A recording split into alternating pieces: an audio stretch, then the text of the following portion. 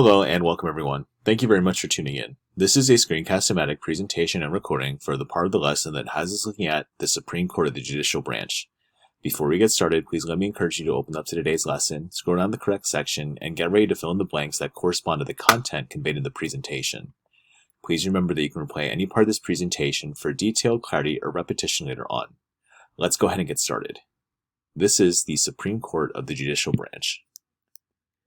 So the Supreme Court basically is founded in Article 3 of the Constitution, which establishes the U.S. Supreme Court as the highest court in the entire nation.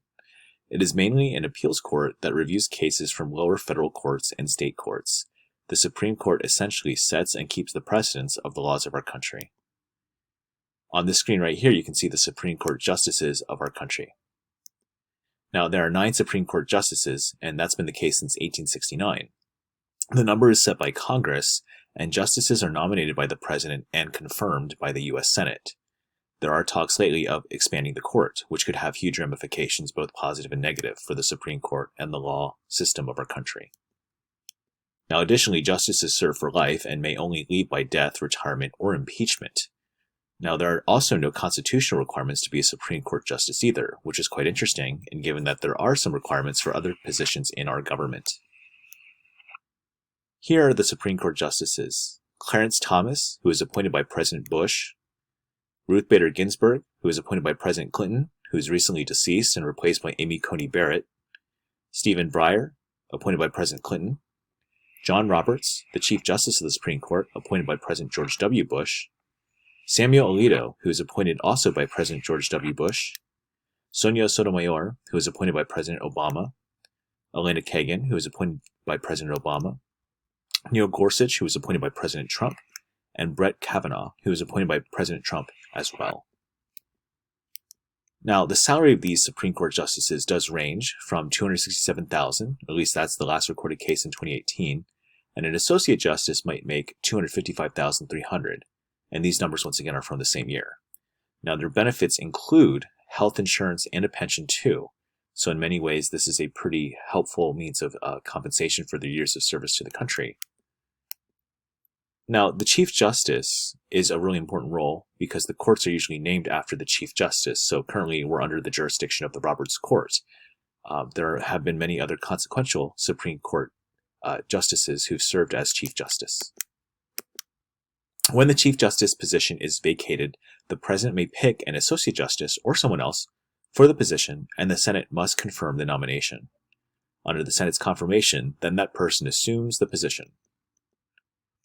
Now, while the Chief Justice has greater influence in choosing what cases to hear, their vote is equal to the other Associate Justices, so that's important to note too. Let's go ahead and talk about the jurisdiction of the Supreme Court in the next part of our presentation. In Article 3, Section 2, the Supreme Court is given original jurisdiction for the following things: cases involving diplomatic representatives from other countries, cases involving disputes between a state and a federal government, and additionally, cases involving 2 states, especially if there's interests and issues happening between those 2 states. The Supreme Court decisions are final and cannot be appealed.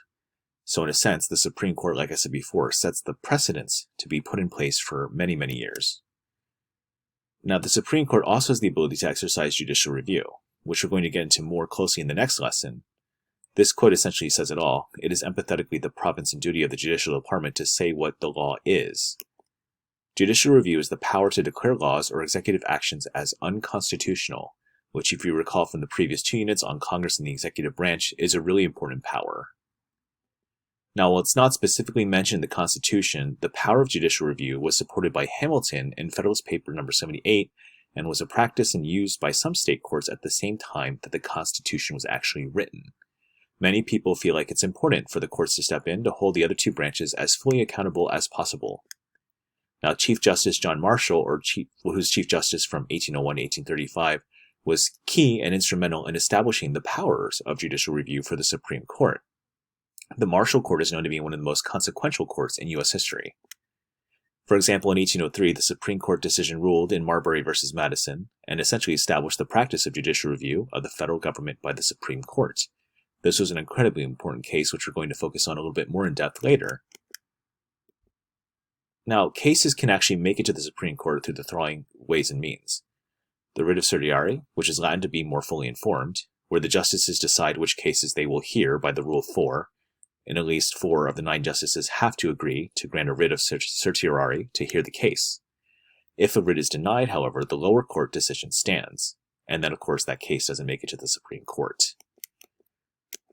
Additionally, certificate is really important too, when a lower court asks the Supreme Court to clarify procedure or rule of law in order to help them decide a case. The court only hears about 80 out of the approximately 8,000 cases which are appealed to it each year, so obviously that's not a large number whatsoever. Justices usually take cases that are important to U.S. society at large, and thus, of course, giving them priority and key attention. Now, the court sits from the first Monday in October to the following June or July. That's essentially their season, if you will. After the justices decide to hear a case, the lower court records are sent up and the opposing attorneys write briefs defending their position, and the courts then have access to see their written statements accordingly. Now, the court may also receive friend of the court, or amicus curiae, which we're going to talk about later in Crash Course, which briefs from people or groups that are not involved in the specific case, but who have a strong interest in the matter at hand. The briefs may be only submitted with the court's permission and are written to influence the court's overall decision. Thus, of course, they could have huge implications for the future. The Solicitor General is a key important person too in the court system. Essentially, their job is to be the principal officer in the Department of Justice who represents the federal government before the Supreme Court, and they may file a brief on behalf of the government. The Solicitor General, in many ways, is a key person who decides how the legal precedents will proceed forth in the process. The court then holds a public session where the attorneys for each side present a 30-minute oral argument, and during this time the justices may ask the attorneys several questions, and justices then adjourn to discuss the case in conference. Additionally, most Wednesday and Friday afternoons while the court is in session, the justices do meet with what is known as the Justices' Conference to decide the cases that they have heard. The Chief Justice presides over the conference, and he speaks first and votes first after each of the other justices have shared their views in seniority order, upon the years in which they've been in the court, by the way. Now, after that, when the justices rule on a case, they release written statements accordingly. The opinion, or majority opinion, which is the decision or ruling of the court supported by a majority of the justices, which explains their reasoning. And then also there's the concurring opinion, which is written by justices who agree with the majority decision, but for different or additional reasons and purposes. And then there's dissenting opinion, which is written by the justices who disagree with the majority decision, and they also articulate why they disagree. Now, this might not have an effect on the case or law, but it is still important for future cases too. Decisions are reached by the Supreme Court, which set the precedent or guideline for similar cases and how they should be decided in the future. And in many ways, we look to previous cases and their decisions here at the highest court to help give us inspiration and also legal precedents for the future. Of course, the backbone of all this comes down to checks and balances.